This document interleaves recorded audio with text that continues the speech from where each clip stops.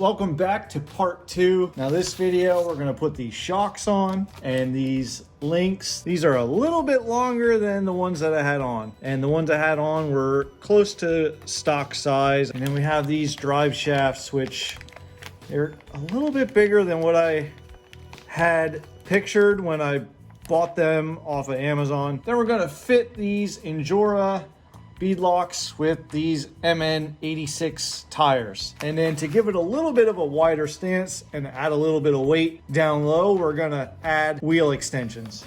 So these links that I have, they're 85 millimeter eyelet to eyelet, and there is some adjustment in them. You can spin them out just a few millimeters. And then these are 75 millimeters. So we have 85 and 75. I'm gonna do the 75s on the bottom and the 85s on the top. It should keep this about where it needs to be. You don't want it down like that. If it's up, that's not too bad of a thing, but you definitely don't want it down. So if I do the 85 on the top and the 75 on the bottom, it should be close.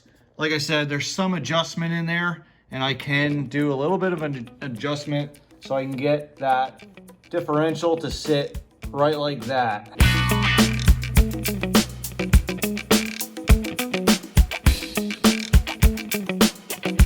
So I put the two uppers on. Now I have to put the lowers on, and I'm gonna add my shocks with the lowers. And the lowers are gonna be the 75 millimeter ones.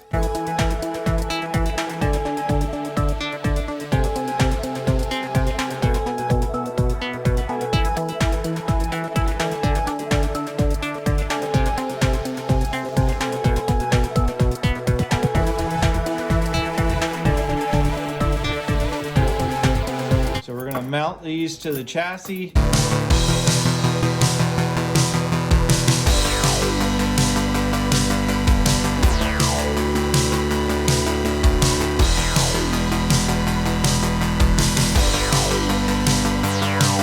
So now that I have it all bolted together, the bottom links need to be extended out just a little bit, because you see how that's pitched up like that. We want it more flat. So I'll have to extend these links on the bottom, front and back, they're the same. Then we'll work on mounting these shocks. Okay, so I spun some threads out on all the lower links. It did straighten it out a little bit. It does pitch up just a hair. So now we gotta figure out where to mount the shocks. I wanna mount this shock mount right here. The shock mount has a little lip on the bottom here, and it's right in the curve, so it's not wanting to sit. So I might have to take the Dremel, shave off some of this lip on this end here, and I'll still have a bite with the lip on the chassis on this end over here. I'd rather do that than have to grind away at the chassis.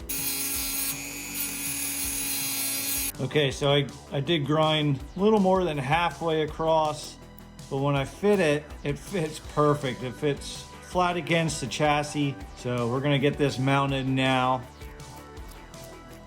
So I did the same on the other side, and now the shock's ready to be mounted. Now the one thing I did discover is this shock body is too thick. It hits against the shock mount. So the only spot I can put it is right there.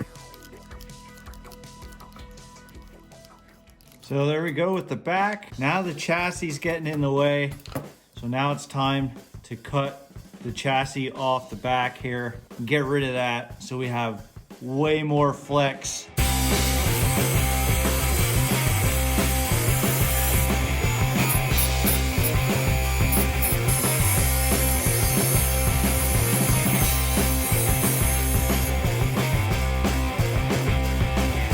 Okay, I think the next thing that we're gonna do, I think I'm gonna put the motor in here just so it kind of like stiffens everything up on the chassis.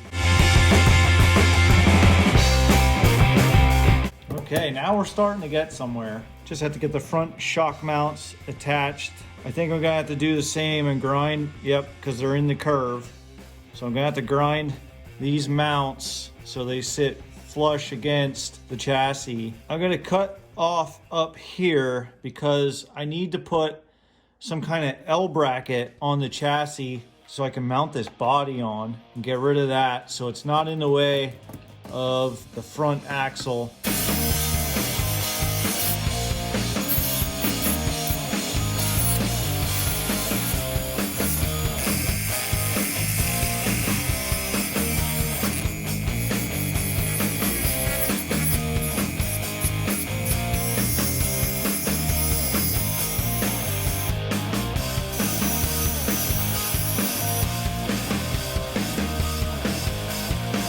I think I'm gonna end the video right here, getting the suspension links on and the shocks. Reason why I'm ending it is because I went a little overkill with the drive shafts. These are huge. They have a 5mm hole. These shafts on the differentials here are only like 3mm. So they're a little big. Plus these are a little too long. I can't get them in between the differential and the transmission. I'm gonna order a drive shaft that will fit much better than this. I have a new set picked out. Next video, we're gonna put the drive shafts on and we are gonna test this out a little bit. So thanks for watching. Thanks for joining along with this WPL LCG build.